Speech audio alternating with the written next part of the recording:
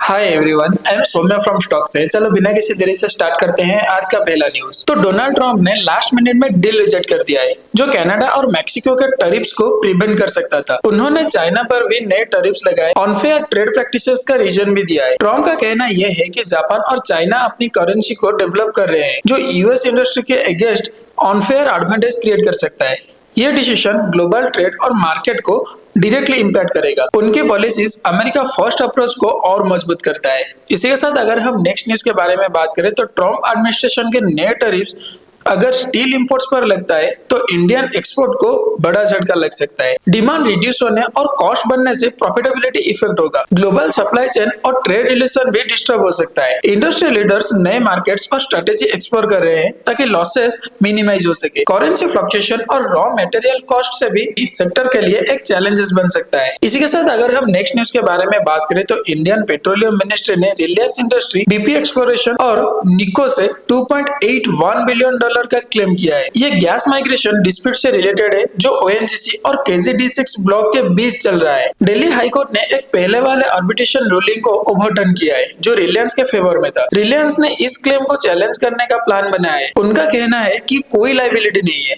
यह case India के emergency sector में लीगल और रेगुलेटरी चैलेंजेस को हाईलाइट करता है। इसी के साथ अगर हम नेक्स्ट न्यूज के बारे में बात करें तो ताइवान के मिनिस्ट्री ऑफ नेशनल डिफेंस ने रिपोर्ट किया है कि 19 चाइनीज मिलिट्री एयरक्राफ्ट और मल्टीपल नावल वेसल्स उनके बॉर्डर के आसपास डिटेक्ट किए गए हैं। ये फ्रीक्वेंट मिलिट्री एक्टिविटीज ताइवान और चाइना के टेंशन को और बढ़ा रहा है।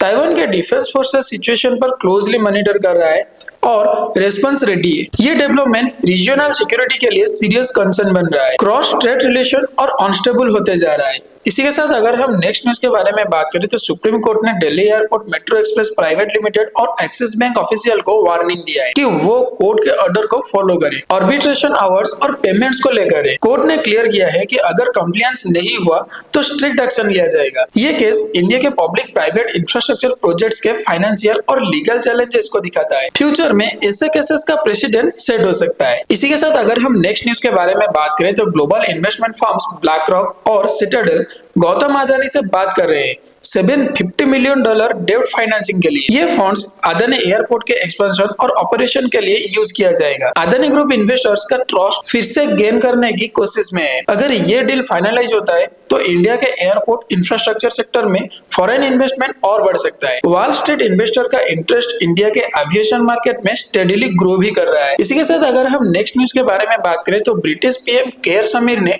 यूक्रेन के लिए $2.8 बिलियन का लोन मिलिट्री एड प्रोवाइड किया है। ये अनाउंसमेंट ट्रम्प के यूक्रेन पर लिए गए क्रिटिकल कमेंट्स के बाद आया है। इटालियन पीएम मेलोनी ने यह क्लियर किया है कि इटली यूक्रेन में पीस कीपिंग ट्रूप भेजने का प्लान नहीं बन रहा है। ये सब दिख रहा है कि वेस्टर्न अलाइज यूक्रेन के सपोर्ट में अलग अलग अप्रोच ले रहे हैं। ये डेवलपमेंट्स रशिया और यूक्रेन वार के जियोपॉलिटिक्स पर सिग्निफिकेंट इंपैक्ट डाल सकता है। इसी के साथ अगर हम नेक्स्ट न्यूज के बारे में बात करें तो ट्रम्प ने यूक्रेन के लिए मिलिट्री एड टेम्पररी सस्पेंड कर दिया है। ये डिसीजन उनके हेटेड कन्वर्शन के बाद आया है जो यूक्रेन प्रेसिडेंट जेलेंस्की के साथ हुआ है। इस मूव से यूक्रेन की डिफेंस स्ट्रेटेजी में नए चैलेंजेस आ सकता है। ग्लोबल लीडर्स इस डिसीजन पर डेब्ट कर रहे हैं क्योंकि यूके ने अभी $2.8 बिलियन का लोन अप्रूव किया है। ये नाटो और वेस्टर्न अलाइज के बीच नए टेंशन क्रिएट कर सकता है। इसी के साथ अगर हम नेक्स्ट न्यूज के बारे में बात करें तो चाइना के फाइनेंस मिनिस्ट्री ने अनाउंस किया है कि चिकन, कॉर्न और कॉटन जैसे यूएस गुड्स पर 15% तक नए टैरिफ्स लगाए जाएंगे। ये डिसीजन यूएस के नए टैरिफ्स का रियलाइजेशन है जो चाइना से इंपोर्ट्स पर लगाए गए हैं।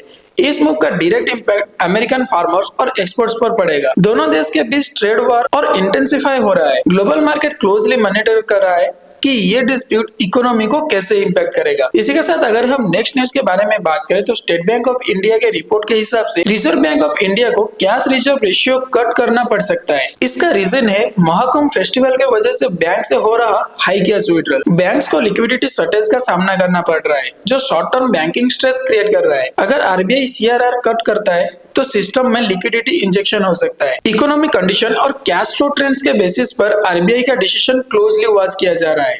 अगर हम इसी के साथ नेक्स्ट न्यूज के बारे में बात करें तो Trump administration repeatedly GDP calculation में गवर्नमेंट स्पेंडिंग को एक्सक्लूड करने का प्लान बना रहा है। इस चेंजेस से डिफेंस, इंफ्रास्ट्रक्चर और सोशल प्रोग्राम के बजट कट्स का रियल इम्पैक्ट हाइड हो सकता है। क्रिटिक्स का कहना यह है कि ये इकोनॉमिक डाटा को डिस्टॉर्ट कर सकता है और जीडीपी को आर्टिफिशियली स्ट्रॉन्ग दिखाने का काम करेगा। फिस्कल पॉलिसी और पब्लिक स्पेंडिंग के रोल पर बड़ा डेप्थ क्रिएट कर सकता है।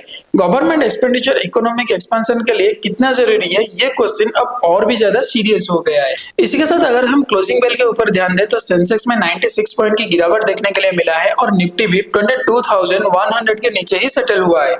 बजाज ऑटो में 5% का डाउन और एसबीआई में 3% का ऑफसाइड में मोमेंटम देखने के लिए मिला है। तो ओवरऑल ये था आज का न्यूज अपडेट। अगर आपको हमारी वीडियो अच्छा लगा हो या फिर कुछ भी इंफॉर्मेटिव लगा हो तो आप हमें लाइक करें, शेयर करें और सब्सक्राइब करना मत भूलें। तब तक के लिए हम रहते हैं और मिलते हैं एक नए एपिसोड के साथ।